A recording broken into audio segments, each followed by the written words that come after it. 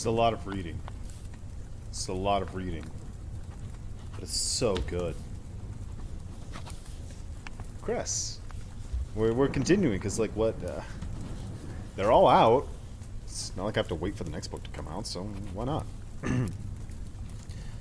In this third book, in the Lunar Chronicles, Cinder and Captain Thorn are fugitives on the run, now with Scarlet and Wolf in tow. Together they're plotting to overthrow Queen Lavanna and her army. Their best hope lies with Cress, a girl imprisoned on a satellite since childhood who's only ever had her net screens as company. All that screen time has made Cress an excellent hacker.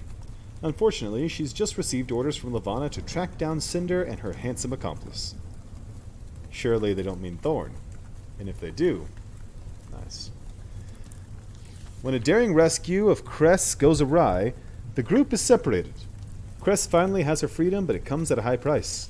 Meanwhile, Queen Lavanna will let nothing prevent her marriage to Emperor Kai. Cress, Scarlet, and Cinder may not have signed up to save the world, but they may be the only hope the world has. Cress by Marissa Meyer. Book 1. When she was just a child, the witch locked her away in a tower that had neither doors nor stairs. Chapter 1. Her satellite made one full orbit around planet Earth every 16 hours. It was a prison that came with an endlessly breathtaking view. Vast blue oceans and swirling clouds and sunrises that set half the world on fire. When she was first imprisoned, she had loved nothing more than to stack her pillows on top of the desk that was built into the wall and drape her bed linens over the screens, making a small alcove for herself. She would pretend that she was not on a satellite at all, but in a pod ship en route to the blue planet. Soon she would land and step out onto real dirt, feel real sunshine, smell real oxygen. She would stare at the continents for hours and hours, imagining what that must be like. Her view of Luna, however, was always to be avoided. Some days her satellite passed so close that the moon took up the entire view and she could make out the enormous glinting domes on its surface, and the sparkling cities where the Lunars lived. Where she too had lived, years ago, before she'd been banished. As a child, Cress had hidden from the moon during those achingly long hours. Sometimes she would escape to the small washroom and distract herself by twisting elaborate braids into her hair. Or she would scramble beneath her desk and sing lullabies until she fell asleep. Or she would dream up a mother and a father and imagine how they would play make-believe with her and read her adventure stories and brush her hair lovingly off her brow until finally, the moon would sink again behind the protective earth and she was safe. I'm really bummed out for the start. Even now, Cress used those hours to crawl beneath her bed and nap or read or write songs in her head or work out complicated coding. She still did not like to look at the cities of Luna. She harbored a secret paranoia that if she could see the Lunars, surely they could look up beyond their artificial skies and see her. For more than 7 years, this had been her nightmare. But now the silver horizon of Luna was creeping into the corner of her window, and Cress paid no attention. This time, her wall of Invisiscreens was showing her a brand new nightmare. Brutal words were splattered across the news feeds, photos and videos blurring in her vision as she scrolled from one feed to the next. She couldn't read fast enough. 14 cities attacked worldwide. 2-hour murder spree results in 16,000 earthen deaths. Largest massacre in Third Era. The net was littered with horrors. Victims dead in the streets with shredded abdomens and blood leaking into the gutters. Feral men creatures with gore on their chins and beneath their fingernails and staining the fronts of their shirts. She scrolled through them all with one hand pressed over her mouth. Breathing became increasingly difficult as the truth of it all sank in. This was her fault.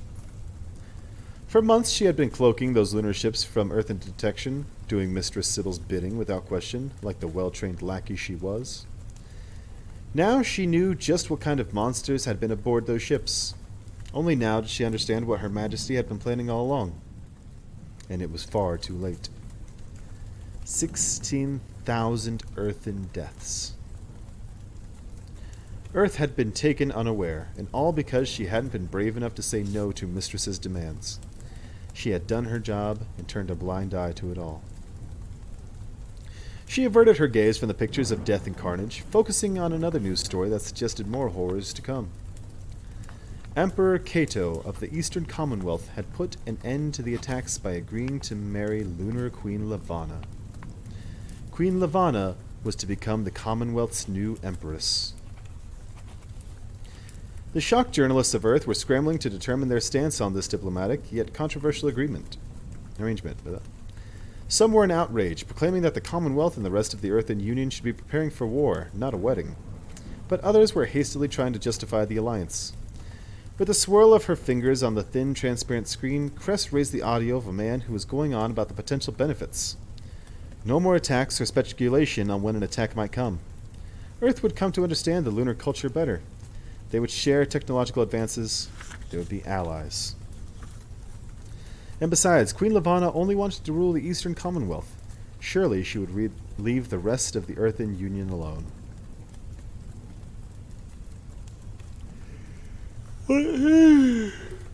What a damn fool. But Cress knew there would be fools to believe it. Queen Levana was going to become empress. Then she would have Emperor Cato murdered, claim the country for her own, and use it as a launching pad to assemble her army before invading the rest of the Union. She would not stop until the entire planet was under her control. This small attack, these 16,000 deaths, they were only the beginning. Oh, God, can I stop making noises? I'm so sorry.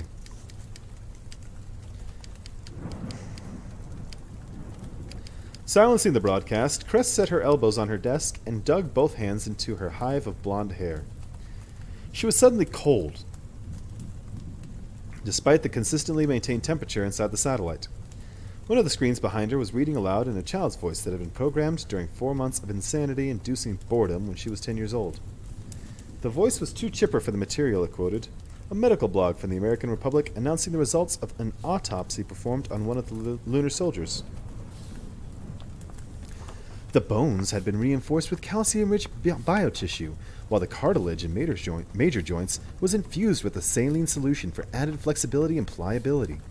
Orthodontic implants replaced the canine and incisor teeth with those mimicking the teeth of a wolf, and we see the same bone reinforcement around the jaw to allow for the strength to crush material such as bone and other tissue.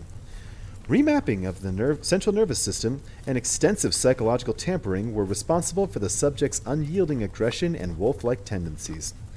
Dr. Edelstein has theorized that an advanced manipulation technique of the brain's bioelectric waves may also have played a role in mute feed. How's Scarlet? All right, Scarlet.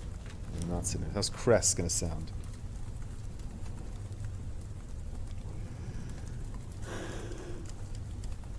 My impression of Cress.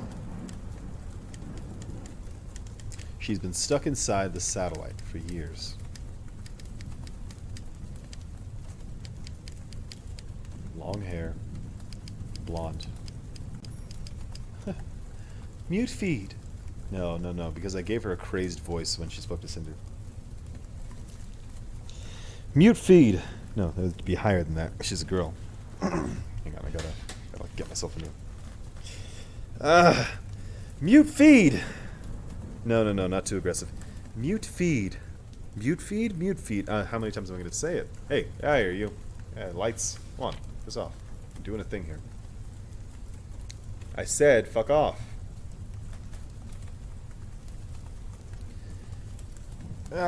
Mute feed. Yeah, we'll go with that. Fuck it.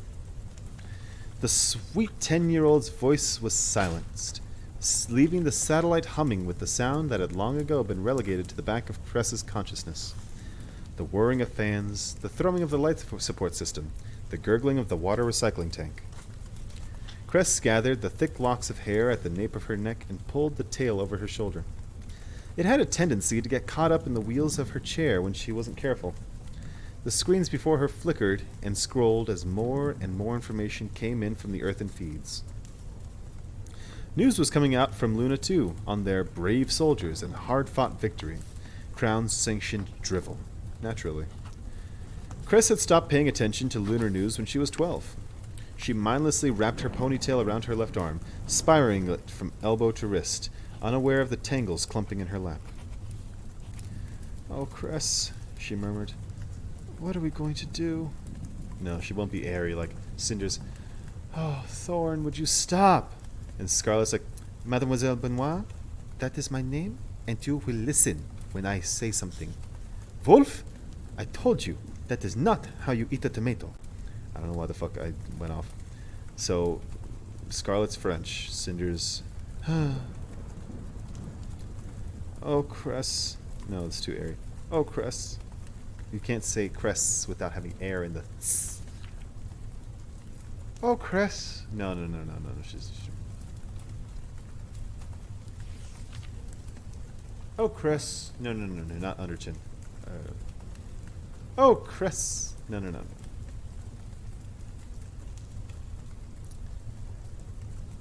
I'll just give us something. Oh, Cress," she murmured. "What are we going to do?"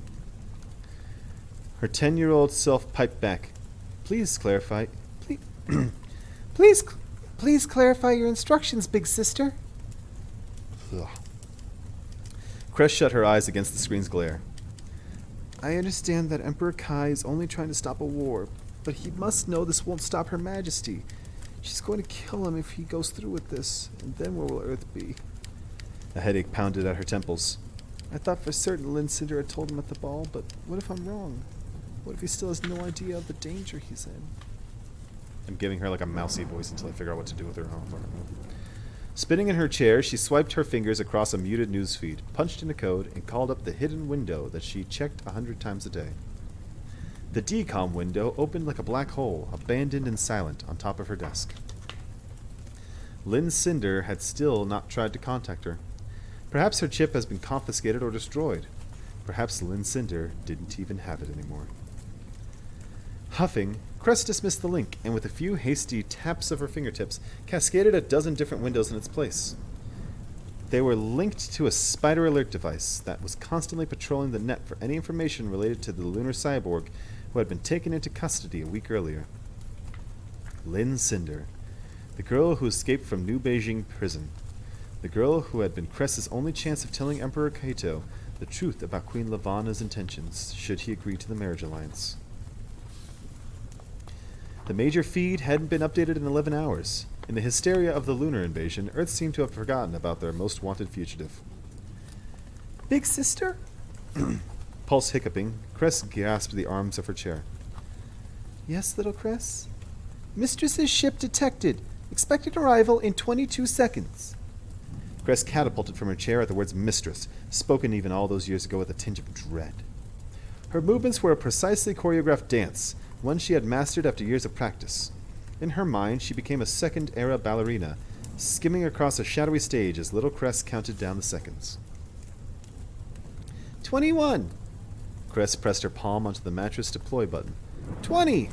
She swiveled back to the screen, sending all the feeds of Lynn Cinder beneath a layer of Lunar Crown propaganda. 19. The mattress landed with a thunk on the floor. The pillows and blankets wadded up just as she'd left them. 18. 17. 16. Her fingers danced across the screens, hiding Earth and news feeds and net groups. 15. A turn, a quick search for two corners of her blanket. 14. A flick of her wrists, casting the blanket up like a wind-caught sail. 13. 12. 11. She soothed and tugged her way to the opposite side of the bed, pivoting toward the screens on the other side of her living quarters. 10. 9. Earth and dramas, music, recording, second-era literature, all dismissed. 8. A swivel back toward the bed, a graceful turning down of the blanket. 7. Two pillows symmetrically stacked against the headboard, a flourish of her arm to pull out the hair that had gotten caught beneath the blanket. 6. 5. A glissade across the floor, dipping and spinning, gathering up every discarded sock and hair tie and sending them into the renewal chute. 4. 3. A sweep of the desks, collecting her only bowl, her only spoon, her only glass, and a handful of stylus pens, and depositing them in the pantry cabinet. 2. a final pirouette to scan her work. "One!" A pleased exhalation, culminating in a graceful bow.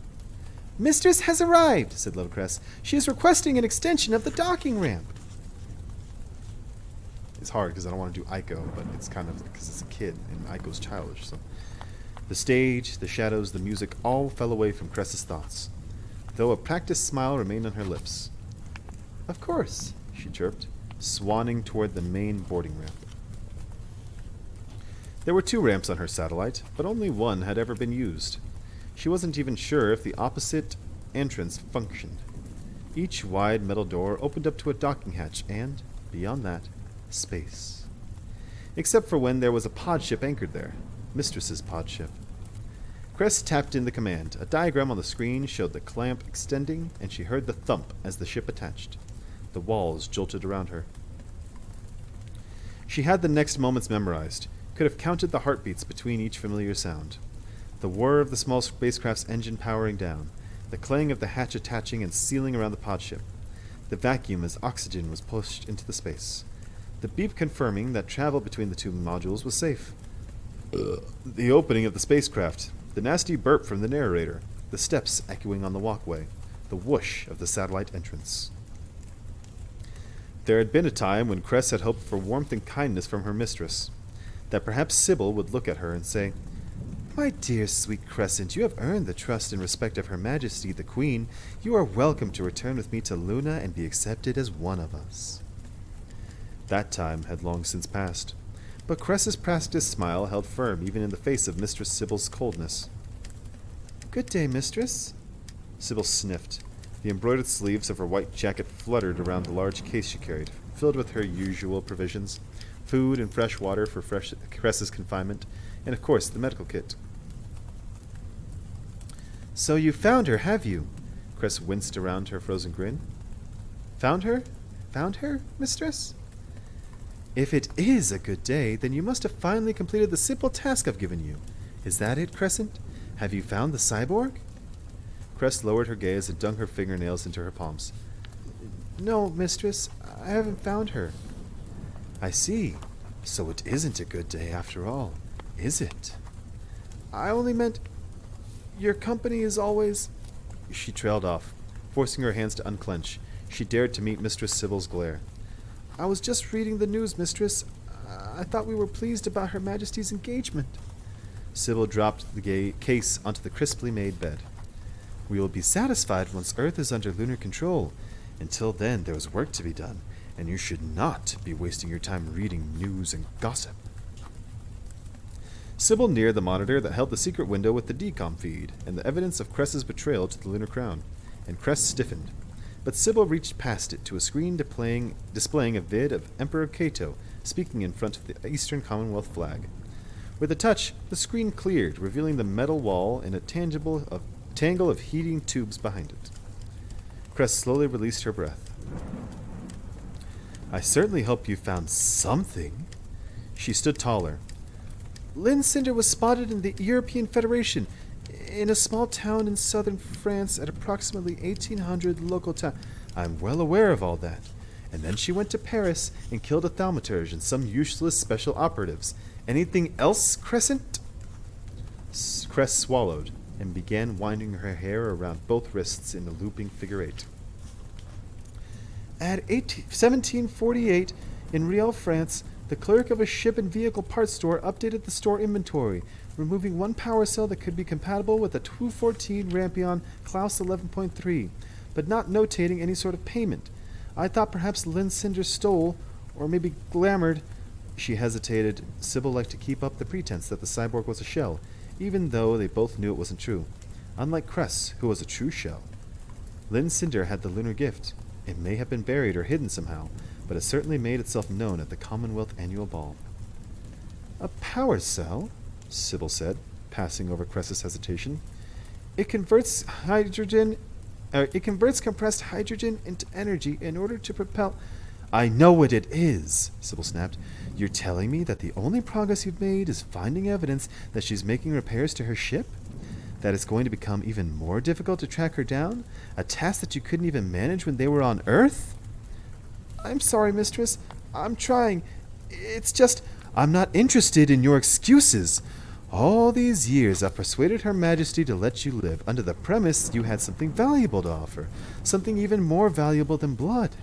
Was I wrong to protect you, Crescent? She bit her lip, withholding a reminder of all she'd done for Her Majesty during her imprisonment. Designing countless spy systems for keeping watch on Earth's leaders, hacking the communication links between diplomats, and jamming satellite signals to allow the Queen's soldiers to evade Earth undetected. So that now the blood of 16,000 Earthens was on her hands. It made no difference. Sybil cared only about Cress's failures, and not finding Lynn Cinder was Cress's biggest failure to date. I'm sorry, mistress. I'll try harder. Sybil's eyes narrowed. I'll be very displeased if you don't find that girl. And soon. I'm so sorry. God, what did I eat? I had barbecue. I had barbecue for dinner. It was really good, actually. It had some loaded nacho fries. Oh my god. Brisket. Oh. Anyway, held by Sybil's gaze, she felt like a moth pinned to an examination board. Yes, mistress. Good. Reaching forward, Sybil petted her cheek. It felt almost like a mother's approval, but not quite. Then she turned away and released the locking mechanism on the case. Now then, she said, retrieving a hypodermic needle from the medical kit. Your arm. Wait, her arm. Something worth more than blood. Are they taking her blood to figure out the shell thing and then like reverse engineering that so shells don't exist? Because that'd be pretty fucked up if that's what they were doing. But then again, I mean, it is Levana, to be fair. She does a lot of fucked up things. So, Chapter 2. Wolf pushed himself off the crate, hurtling toward her. Why am I reading it like that? Wolf pushed himself off the crate, hurtling toward her. Cinder braced herself against the instinctive panic. The anticipation of one more hit tightened every muscle, despite the fact he was still going easy on her. She squeezed her eyes shut moments before impact and focused. A pain shot through her head like a chisel into her brain. She gritted her teeth against it, attempting to numb herself to the waves of nausea that followed. The impact didn't come. Stop closing your eyes. Jaws still clenched, she forced one eye open and then the other. Wolf stood before her, his right hand in mid-swing toward her ear. His body was still as stone, because she was holding him there. His energy was hot and palpable and just out of the reach, the strength of her own lunar gift keeping him at bay. It's easier to have them closed, she hissed back. Even those few words put a strain on her mind, and Wolf's fingers twitched. He was struggling against the confines of her control. Then his gaze flickered past her, as a thump between her shoulder blades sent Cinder tumbling forward. Her forehead collided with Wolf's chest. His body released just in time for him to steady her. Behind her, Thorn chuckled. It also makes it easier for people to sneak up on you. Cinder spun around and shoved Thorn away. This isn't a game! Thorn is right, said Wolf. She could hear his exhaustion, though she wasn't sure whether it came from the constant melee or, more likely, his frustration at having to train such an amateur. When you close your eyes, it makes you vulnerable. You have to learn to use the gift while still being aware of your surroundings, and while still being active within them. Active? Wolf stretched his neck to either side, eliciting a few pops before shaking it out. Oh, see, now I gotta do mine. Oh, yeah, that's the stuff, baby. Yes, active. We could be facing dozens of soldiers at a time. With any luck, you'll be able to control 9 or 10, although that's optimistic at this point. She crinkled her nose at him. Which means you'll be vulnerable to countless more. You should be able to control me while still being fully present, both mentally and physically. He took a step back, pawing at his messy hair. If even Thorn can sneak up on you, we're in trouble. Thorn cuffed his sleeves. Never underestimate the stealth of a criminal mastermind. Wow, the ADD. No, it wasn't even ADD. That's the dyslexia. That I could not control. That was weird. Scarlet started laughing from where she sat cross-legged on a plastic storage crate, enjoying a bowl of oatmeal. Criminal mastermind? We've been trying to figure out how to infiltrate the royal wedding for the past week, And so far your biggest contribution has been determining which of the palace rooftops is the most spacious so your precious ship doesn't get scratched in the landing. A few light panels brightened along the ceiling. I fully agree with Captain Thorne's priorities, said Aiko, speaking through the ship's built-in speakers. As this may be my big net debut, I'd like to be looking my best, thank you very much. That was weird for Aiko. I'm trying to define her from Cress. I fully agree with Captain Thorne's priorities. As this may be my big net debut, I'd like to be looking my best, thank you very much.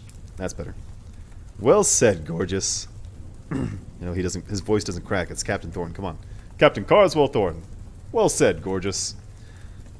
Thorne winked up toward the speakers, even though Aiko's sensors weren't sensitive enough to pick up on it. And I would like the rest of you to note Aiko's proper use of captain when addressing me.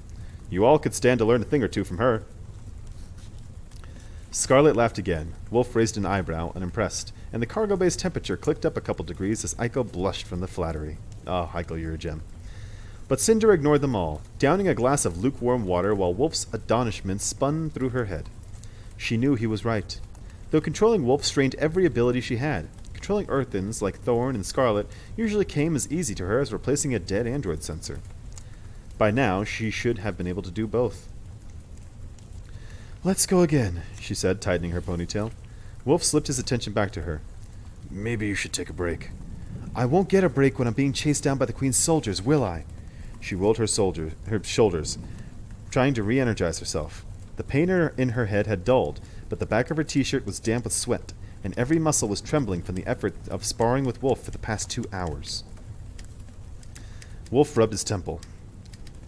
Let's hope you never have to face off against the Queen's real soldiers. I think we stand a chance going up against her thaumaturges and special operatives, but the advanced soldiers are different, more like animals than humans, and they don't react well to brain manipulation. Because so many people do? Said Scarlet, scraping her spoon against the bowl. His glance flickered toward her. Something in his eyes softened. It was a look Cinder had seen a few hundred times since he and Scarlet had joined the crew of the Rampion, and yet seeing it still made her feel like she was intruding on something intimate. She's his alpha female. Ah. That's so cute. I mean, they're unpredictable, even under the control of a thaumaturge. He returned his focus to Cinder. Or any other lunar. The genetic tampering they undergo to become soldiers affects their brains as much as their bodies. They're sporadic, wild, dangerous. Thorne leaned against Scarlet's storage crate, fake whispering to her. He does realize that he's an ex-Street Fighter who still goes by Wolf, right? Cinder bit the inside of her cheek, smothering a laugh. All the more reason for me to be as prepared as possible. I'd like to avoid another close call like we had in Paris. You're not the only one. Wolf started to sway on the balls of his feet again. Cinder had once thought this indicated he was ready for another sparring match, but lately she'd begun to think that's just how he was. Always moving. Always restless. Which reminds me, she said, I'd like to get some more of those tranquilizer darts whenever we land again. The fewer soldiers we have to fight or brainwash, the better. Tranquilizer darts! Got it! Said Aiko. I've also taken the liberty of programming this handy countdown clock. T-minus 15 days, 9 hours until the royal wedding. The net screen on the wall flickered to life, displaying an enormous digital clock counting down by the 10th of a second. 3 seconds of staring at that clock made Cinder sick with anxiety. She tore her gaze away, scanning the rest of the net screen and their ongoing master plan for putting a stop to the wedding between Kai and Queen Lavanna. A list of needed supplies was jotted down on the left side of the screen. Weapons, tools, disguises, and now tranquilizer darts. In the middle of the screen was a blueprint of New Beijing Palace. On the right, the narrator can't stop burping because he chose the worst thing to eat before doing another audiobook. Just beside that, a ridiculously long preparation checklist, none of which had yet to be checked off, even though they'd been planning and plotting for days. Number 1 on the list was to apologize for that nasty burp. I apologize. Number 1 on the list was to prepare Cinder for when she would inevitably come face to face with Queen Lavanna and her court again. Though Wolf hadn't said it outright, she knew her lunar gift wasn't improving fast enough. Cinder was beginning to think that item could take years to reach satisfactory completion, and they only had 2 more weeks. The rough plan was to cause a distraction on the day of the wedding that would allow them to sneak into the palace during the ceremony and announce to the world that Cinder was truly the lost Princess Celine. Then, with all the world's media watching, Cinder would demand that Levana relinquish the crown to her, ending both the wedding and her rule in one fell swoop. That's nice. That shit ain't. I guess no, it's not happening. Everything that was supposed to follow the wedding blurred in Cinder's mind.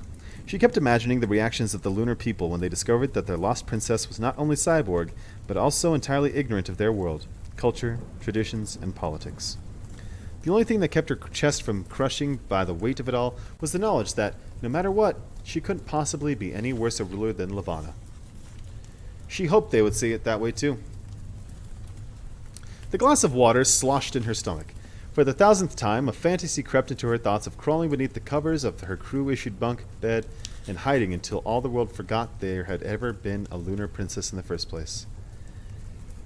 Instead, she turned away from the screen and shook out her muscles. All right, it's getting excessive. Stop burping. I'm sorry, Cinder. Please forgive me. Fine, just don't do it again. At least tune your breath. God. Stars alive, it stinks in here. All right, I'm ready to try again, she said, settling into the fighting stance that Wolf had taught her. I hope you guys... I'm sorry. It's going to happen. I'm going to burp. I'm just trying to keep it flow. But Wolf was now sitting beside Scarlet and polishing off her oatmeal. Mouth full, he dipped his eyes to the floor and swallowed. Push-ups. Cinder dropped her arms.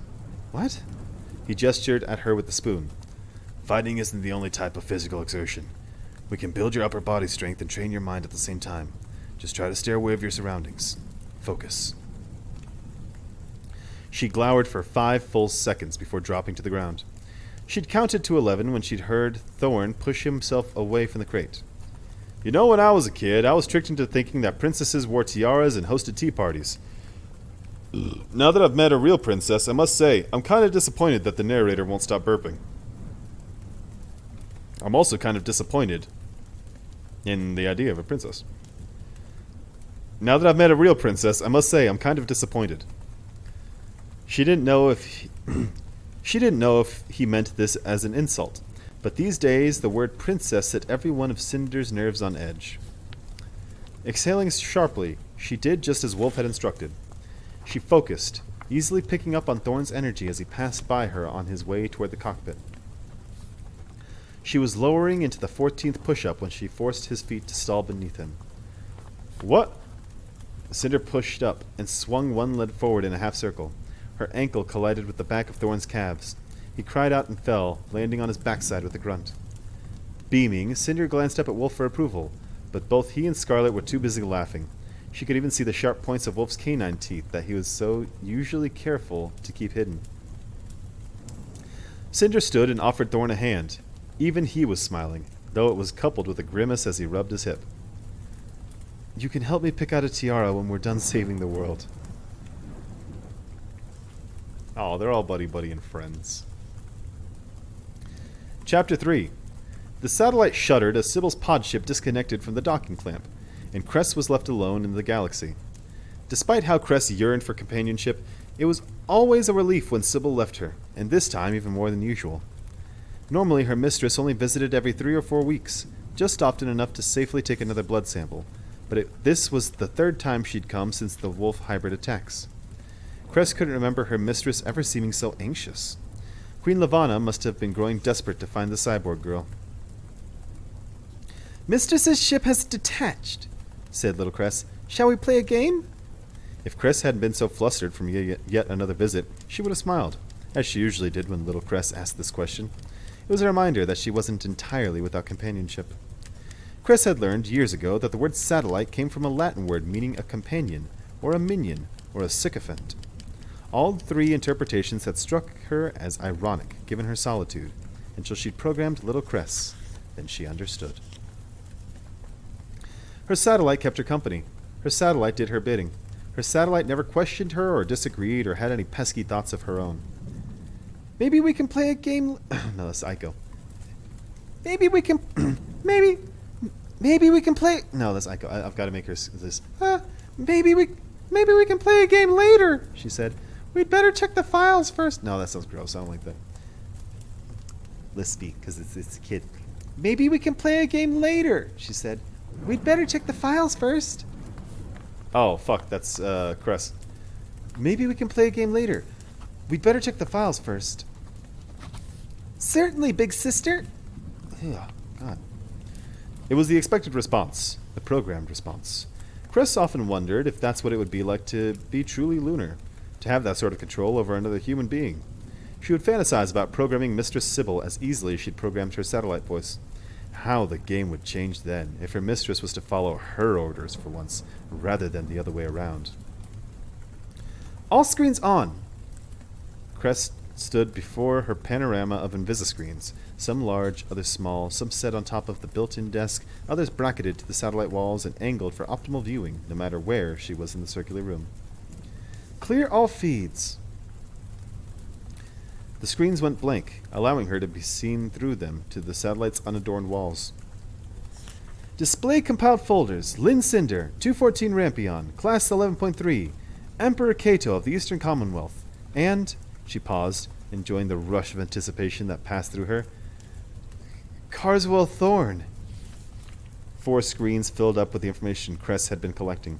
She sat down to review the documents she'd all but memorized.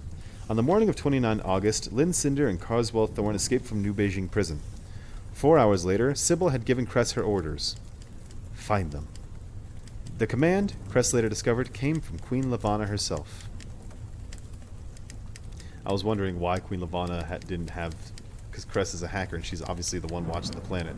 Because Levana's watching Earth. Why didn't they have her look for them? But I guess this makes sense that she just couldn't find them. Scrounging up information on Lynn Cinder had taken her only 3 minutes, but then almost all the information she'd found was fake. A fake Earthen identity written up for a girl who was lunar. Cress didn't even know how long Lynn Cinder had been on Earth. She'd simply popped into existence 5 years ago, when she was, supposedly, 11 years old. Her biography had family and school records prior to the hover accident that had killed her parents and resulted in her cyborg operation, but that was all false. One had to follow Lynn Cinder's ancestry back only 2 generations before they hit a dead end. The records had been written to deceive. Cress glanced at the folders still downloading information on Emperor Cato. His file was immeasurably longer than the others, as every moment of his life had been recorded and filed away, from net fan groups to official government documentation. Information was being added all the time, and it exploded ever since the announcement of his engagement to the Lunar Queen. None of it was helpful. Cress closed the feed. Carswell Thorne's folder had required a bit more legwork. It took Cress 44 minutes to hack into the government records of the American Republic's military database and 5 other agencies that had had dealings with him, compiling trial transcripts and articles, military records, and education reports. Licenses and income statements, and a timeline that began with his certificate of birth and continued through numerous accolades and awards won while he was growing up.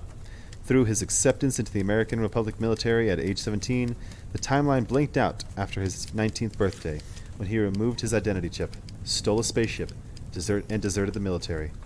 The day he'd gone rogue. It started up again 18 months later, on the day he was found and arrested in the Eastern Commonwealth. In addition to all the official reports, there was a fair amount of swooning and gossiping from the many fan groups that had sprouted in the wake of Carswell Thorne's new celebrity status.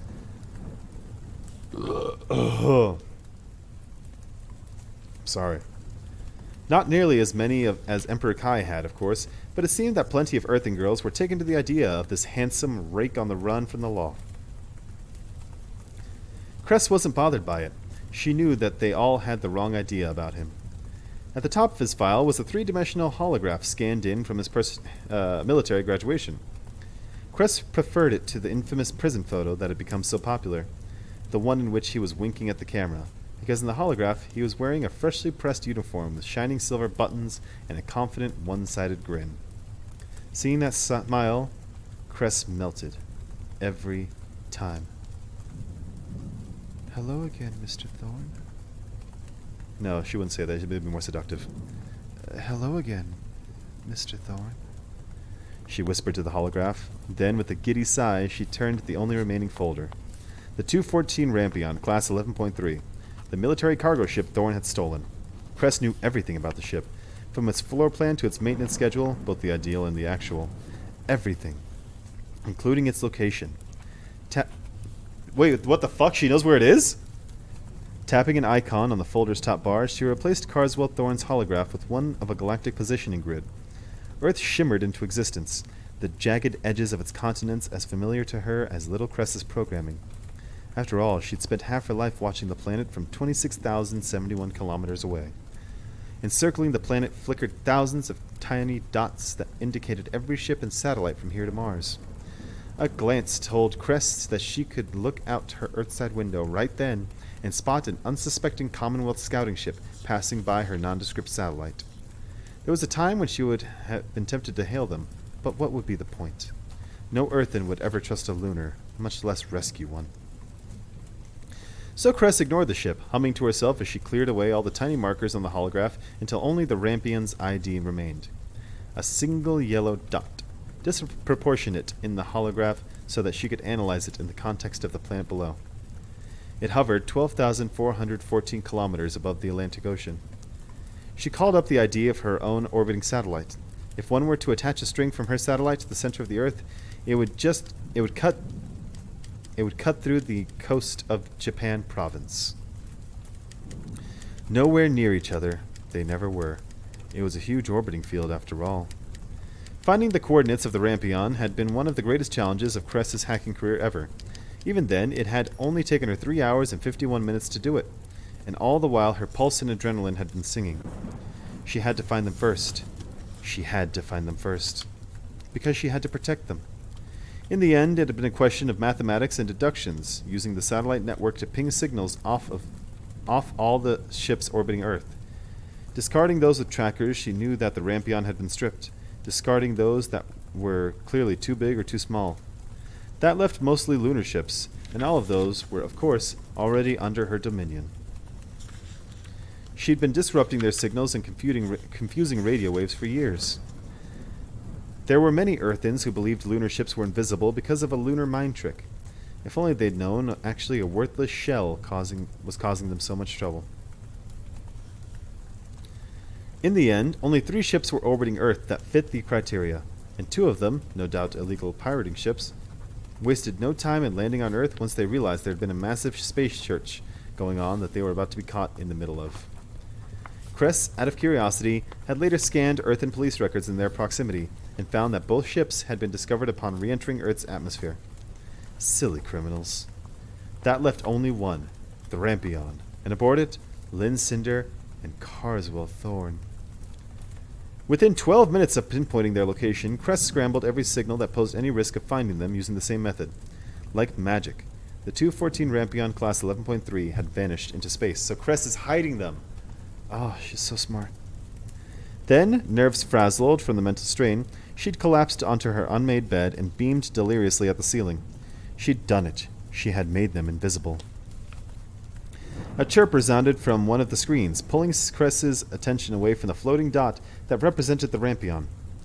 Cress spun toward it, flinching when a strand of hair caught in the chair's wheels. She yanked it out with one hand and nudged the screen out of hibernation with the other. A flick of her fingers and the window was engaged. Conspiracy theories of the Third Era. Not another one, she muttered. The conspiracy theorists had been slobbering over themselves since the cyborg girl had disappeared. Some said that Lynn Cinder was working for the Commonwealth government, or Queen Levana, or that she was in cahoots with a secret society determined to overthrow the government, or overthrow one government or another, or that she was the missing lunar princess, haha, or that she knew where the lunar princess was, haha, or that she was somehow tied to the spread of letumosis. I actually don't know if that's confirmed. Or that she had seduced Emperor Cato and was now pregnant with the lunar earthen cyborg thing. Right on. There were almost as many rumors surrounding Carswell Thorne. They included theories on the real reason that he was in prison, such as plotting to kill the last emperor, or how he'd been working with Lynn Cinder for years prior to her arrest, or how he was connected to an underground network that had infiltrated the prison system years ago in preparation for the day when he would require their assistance. This newest theory was suggesting that Carswell Thorne was, in fact, an undercover lunar thaumaturge meant to assist Lynn Cinder with her escape so that Luna would have an excuse for starting the war. Essentially, nobody knew anything. Except for Cress, who knew the truth of Carswell Thorne's crimes, his trial, and his escape. At least the elements of escape she'd been able to piece together using prison surveillance videos and the statements from the on-duty guards. In fact, Cress was convinced that she knew more about Carswell Thorne than anyone else alive. In a life in which newness and novelty were so rare, he had become a fixture of fascination with her. Fascination. At first, she was disgusted by him and his apparent greed and recklessness. When he deserted the military, he'd left half a dozen cadets and 2 commanding officers stranded on an island in the Caribbean. He'd stolen a collection of Second-Era goddess sculptures from a private collector in the Eastern Commonwealth, and a set of Venezuelan dream dolls on loan to a museum in Australia to potentially never be seen in public again. There were additional claims of an unsuccessful robbery of a young widow from the Commonwealth who owned an extensive collection of antique jewelry. Cress had continued to dig, entranced by his path of self-destruction. Like watching an asteroid collision, she couldn't look away. I need water. I'm drying myself out. I've gone too long. Oh, that's the stuff, baby. And it's actually water this time. How refreshing. But then strange anomalies had begun to creep up in her research. Age 8. The city of Los Angeles spent 4 days in panic after a rare Sumatran tiger escaped from the zoo. Video surveillance of the cage showed the young Carswell Thorne there on a field trip with his class, opening the cage. He later told the authorities that the tiger had looked sad locked up like that, and that he didn't regret it. Luckily, no one, including the tiger, had been hurt. Age 11. A police report was filed by his parents claiming they'd been robbed. Overnight, a Second-Era diamond necklace had been gone missing from his mother's jewelry chest. The necklace was traced to a net sales listing, where it had recently sold for 40,000 units to a buyer in Brazil. The seller was, of course, Carswell himself, who had not yet had a chance to send off the necklace and was forced to return the payment along with an official apology. That apology, made public record to prevent other teens from getting the same idea, claimed that he was only trying to raise money for a local charity offering Android assistance to the elderly. I can see it. Age 13. Carswell Thorne was given a week-long school suspension after fighting with 3 boys in his grade, a fight he had lost according to the school's Medroid report. His statement proclaimed that one of the boys had stolen a port screen from a girl named Kate Fallow. Carswell had been trying to get it back. One situation after another was brought to Cress's attention. Theft, violence, trespassing, school suspensions, police reprimands. Yet Carswell Thorne, when given a chance to explain, always had a reason. A good reason. A heart-stopping, pulse-rating, stop burping while you're reading the book, awe-inspiring reason. Like the sun rising over the Earth's horizon, her perception began to change. Carswell Thorne wasn't a heartless scoundrel at all. If anyone bothered to get to know him, they would see that he was compassionate and chivalrous. He was exactly the kind of hero Cress had been dreaming about her entire life. Aww. With that discovery, thoughts of Carswell Thorne began to infiltrate her every waking moment. She dreamed of deep soul connections and passionate kisses and daring escapades. She was certain that he simply had to meet her. He simply had to meet her. Just once, and he would feel the same way. It would be like those epic love affairs that exploded into existence and burned white-hot for all eternity. The type of love that time and distance and even death couldn't separate. Because if there was one thing Cress knew about heroes, is that they could not resist a damsel in distress. And she was nothing if not in distress. Alright, we're 3 chapters into Cress. This is good. So Cress is the reason why they never saw the Rampion when they took off. Or, not when they took off, when they re-entered the planet. I was wondering. I didn't think that Cinder was going to be able to do it with her glamour. Bioelectricity is in organic material, not in physical material. Chris is doing Sybil's dirty work in keeping tabs on them. Cress is doing everything she can to not help, for obvious reasons. I like Cress. I like Cress a lot. She's really cool. Let's find out more about Cress and other things. And let's find out if I stop burping while I record these. So the next time. Catch you guys later. Where's the button?